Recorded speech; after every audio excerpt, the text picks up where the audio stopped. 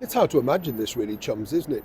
Meghan Markle, yes, Meghan Markle telling porkies. Well, as ever, let me explain. Hi, nice to see you. Thank you so much for joining me today. Lovely to have your company. Well, you may have partaken, of course, with your seat at the table for as ever. That's right. It's now, well, as the kids say, dropped. What did you think to it? I'd love to know if you saw some of the clips or indeed were inspired by that fruit platter. I never thought of doing that, had you?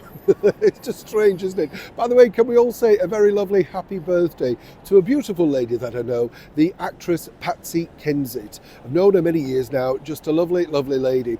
And, you know, one of the things that, as I often say here, chums, on the show is when you meet people like that, you know, you really connect. I met her many years ago when she was a pop star with a band called Eighth Wonder, and it's continued for many years. She was so lucky because she got to be directed by the Hollywood legendary director, George Cukor. Yeah, told me a lot of stories about him. I met him briefly too.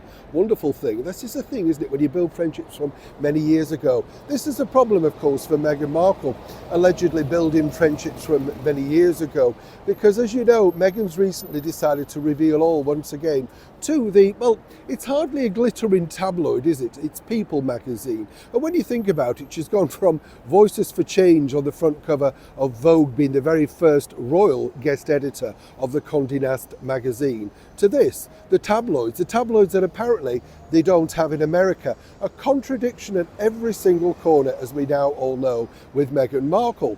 But you see, she slips up time and time again. And this is where it gets fascinating for me, because Meghan simply could not stick to her own narrative.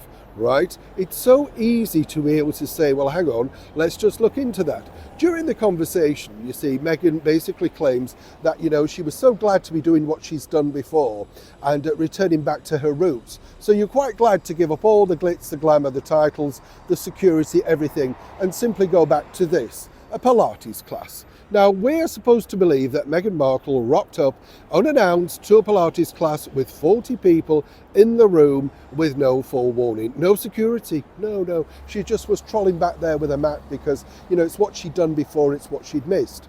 There are a number of Pilates classes in that particular area. Nobody ever recalls seeing her. And let me tell you how this works. You know, that particular area is rife for celebrity, you know, so they don't necessarily bat an eyelid. Where it truly gets interesting is this, you see, people are always on the make, and somebody would have tipped off the media that Meghan was in fact stretching her limbs out in that particular Pilates class. You get the picture. Also, the story about her basically inviting over all of these moms and things that, you know, are nameless. You've got to understand, this is the thing when people do PR. If they're nameless, they can't be tracked, can they? They can't be found, all that sort of stuff.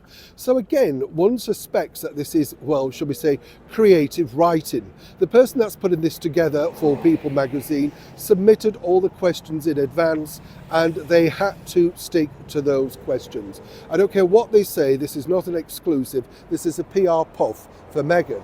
Well, what about these people that came over for these do's, you know, friends of Archie, that sort of stuff? Again, no recollection. In fact, local schools have no recollection of ever seeing Meghan doing the school run. So again, we have to say, as ever, allegedly, but the bottom line is, why do something so clearly obvious when clearly it's so easy trackable?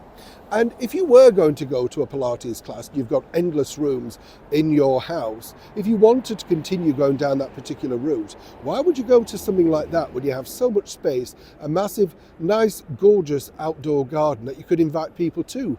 Maybe connect then. The local community have basically said that they don't see Harry or indeed Meghan on any level.